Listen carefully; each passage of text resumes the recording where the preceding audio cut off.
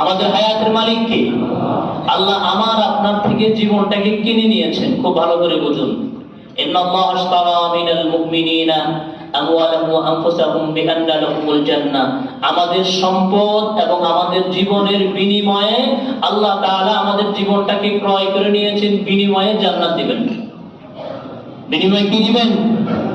কুল ইন্না সালাতি ওয়া নুসুকি ওয়া মাহইয়ায়া ওয়া মামাতি লিল্লাহি রাব্বিল আলামিন।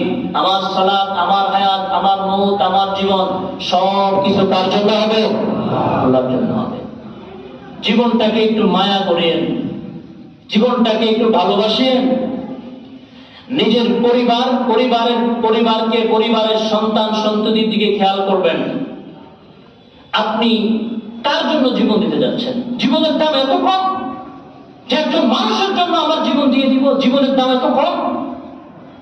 যদি আমার জীবন দিতে হয়, একমাত্র আমার জীবন দিব আমি আল্লাহর জন্য, ইসলামের জন্য, তাওহীদের জন্য, জিহাদ ফি সাবিলিল্লাহর জন্য দেব। এই জীবন আল্লাহ ব্যতীত আর কারো জন্য এই জীবন আমরা দেব না, না, না। জীবনের দাম এত কম, জীবন দিয়ে দিলাম। আল্লাহ আমাদেরকে বোঝার তৌফিক দান করুন। হাজিরিন,